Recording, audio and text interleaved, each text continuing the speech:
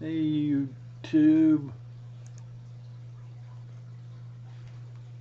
testing, sound test, testing.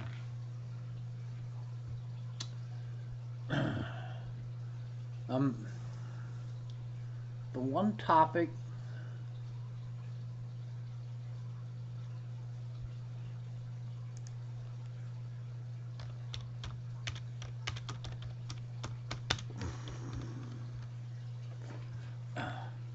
Okay, since I've goofed up and I'm here on Friday instead of Saturday, I guess I can make this a short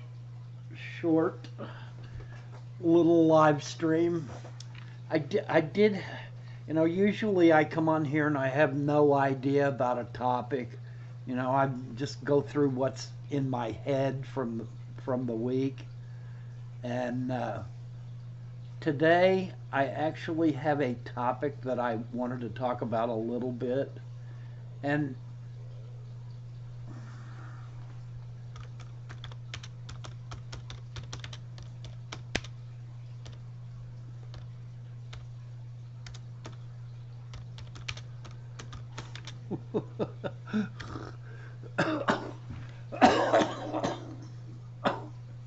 hey Pam, I'm here a day early and $1 late. I thought it was Saturday when I woke up this morning, and obviously it's Friday.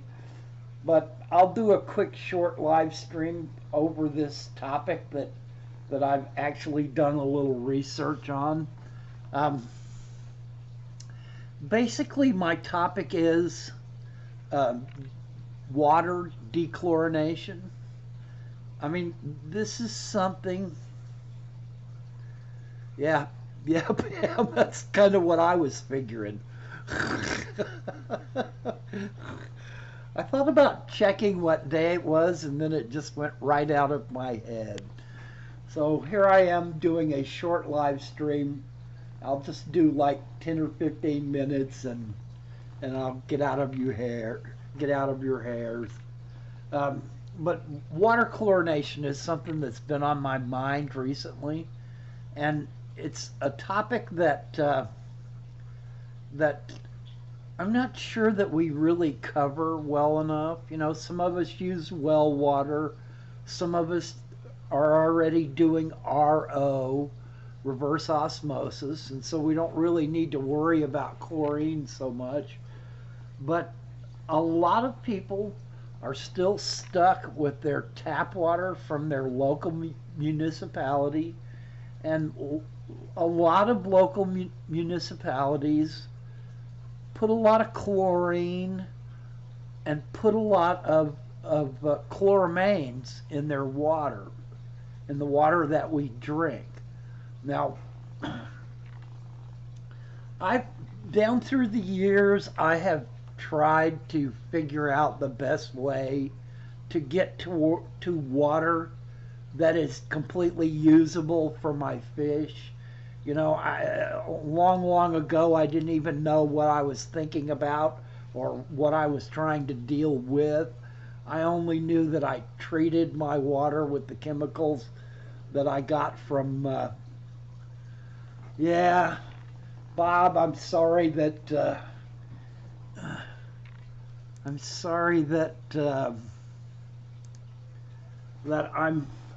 I'm reaching the age where I can no longer maintain my days of the week, uh, being no longer working, running errands, lurking. Hey Haley, I'm a day early and $1 late.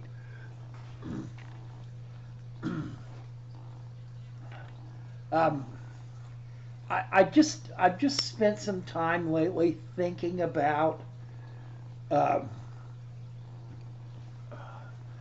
about chlorination and how we go about dechloring our water for our fish. And down through the years, I have seen a lot of people use a lot of different methodologies for dechlorinating water. And I remember going into a pet store in the 70s, and they had a rather large tank, and the store owner was standing there with a hose hooked up to the spigot outside, spraying water into the tank on top of the water. He was standing about 4 foot away from the tank, had his finger over the nozzle, and was just spraying the water into the tank. And I was horrified. I remember being horrified watching that guy do that. And I said, don't you, I said, have you already put your dechlor in the water? And he said, no. He said, basically, by standing here and spraying it 4 or 5 feet away, it dechlors the water enough so that I just wait until after I've added all the water, and then I go put my dechlor in, and my fish are fine. I said, you don't lose fish? And he said, no, I've never lost a fish doing it this way. And I just remember that vividly as me being horrified that this guy was just basically spraying chlorinated water into this large tank and was not putting the dechlor in first. I always felt like unless that dechlor was already in the water, I was going to kill my fish if I just poured in water and then ran and got the dechlor and put it in. So I've started thinking about all the different ways that it is possible to dechlor water. And one of them is at the sink. If you are using like a gallon jug or a 5-gallon bucket and you have one of those spray attachments on your sink, you can literally stand there at the sink and spray water through one of those spray heads into the bucket or into the gallon container and smell the chlorine gassing off. And how much of the chlorine gases off? Well, we don't really know, but it's obvious from the smell that there is quite a bit of chlorine gassing off. So it is possible to gas off chlorine. People will say that if your municipal water supply is only using chlorine, that you can pour water into a 55-gallon drum and let it sit for a day, and the chlorine will naturally gas out of that water, and that within 24 hours that water will be safe to use. Now, if your municipality is using chloramines, then it's going to take infinitely much longer for that chloramine to break down, and then you would probably have to let your water stand for weeks instead of a day for that chloramine to naturally gas off out of that water. Now you can speed that process up by putting an air stone in that 55-gallon drum, and there are all kinds of ways to dechlor water. One of the ways you could dechlor water is by using citric acid. You can dechlor and dechloramine a certain amount of water by squeezing a lemon into that container of water. So if you ever find yourself in a situation where you don't have any dechlor and you have to use dechlor, if you've got a lemon or a lime or some acidic citrus fruit handy, you can literally squeeze that Now it's going to be a inexact science because you're not going to know exactly how much lemon needs to go in that water, but you can kind of tell, or you can use it in a test method with a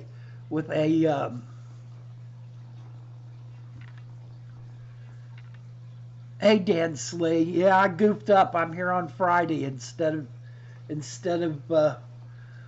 Saturday. So I'll be back on tomorrow too. I'm just going to do a short little stream here about this dechlor, and it's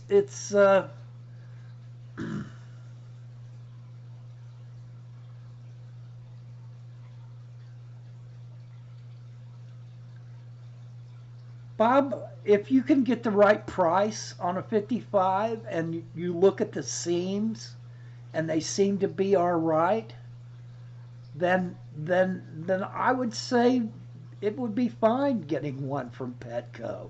You know, if you look at the seams and they're all gunked up or they don't look very clean or they look like they're going to go bad on you when you fill it with water, then I'd say avoid it and get it from a dealer that you trust better. But I'm not gonna tell you. I mean, tanks are tanks. You know, it just matters what the monkey that was putting the caulking on did like. So we all use sodium disulfate in our um, dechlor chemicals that we buy, and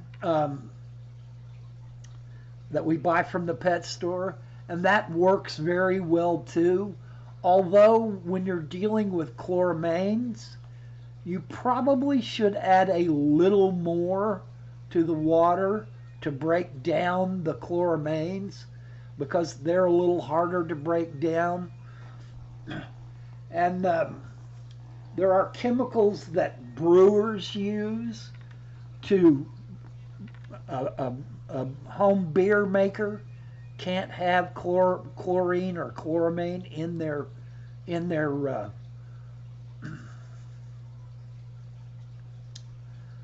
you could use a pond pump, Tom, but I would also tell you that an air stone will work almost as well because of forcing that air down into the bottom and bringing it all the way up.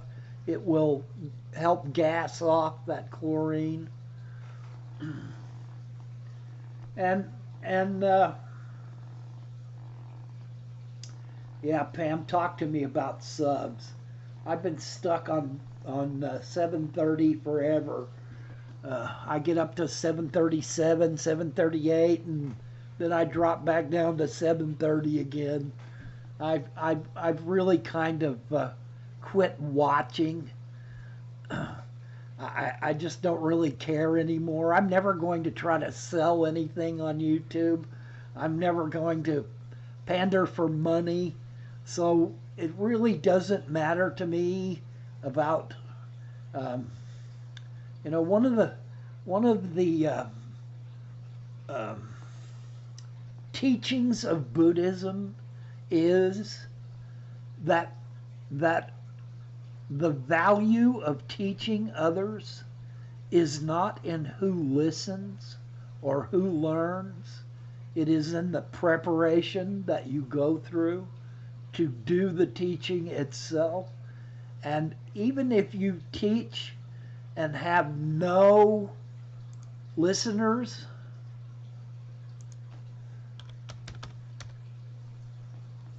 it still holds the same value that you prepared, that you did what research you needed to do, and so it's hard for me to get worked up about it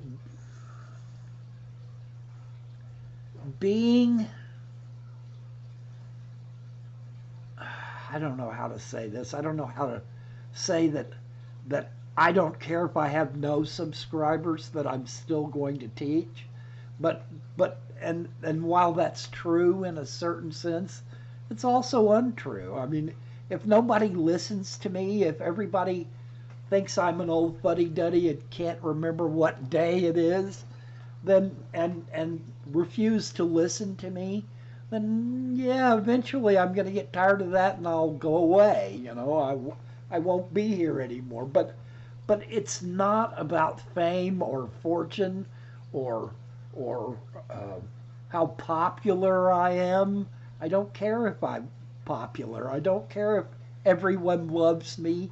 I don't care if everyone hates me. It's very immaterial to me what other people think about me as a person, as long as they understand that my passion about fish keeping and that I am trying my best to help others learn how to do things in such a way that they can become better and fire their own passions about fish keeping. And because of that, I really don't I really don't really pay attention to how many subscribers I have or or whether people leave or whether people come. It's not something that I'm invested in. And what I am invested in is trying to help people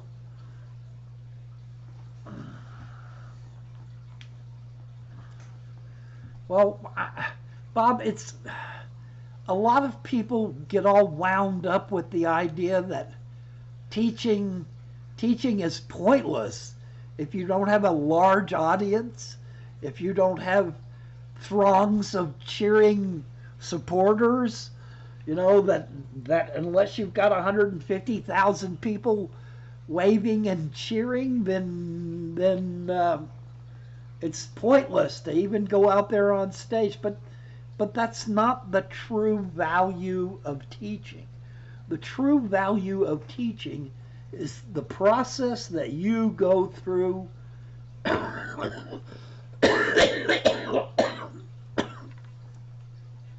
in order to teach. All right, guys, I blew it. I'm off my timing. I'm a day early and a dollar short, or a day early and a dollar late, depending on how you look at it. I'm gonna go ahead and shut this down, and I hope you guys have a good weekend coming up. Thank you for showing up for my befuddled missing of days.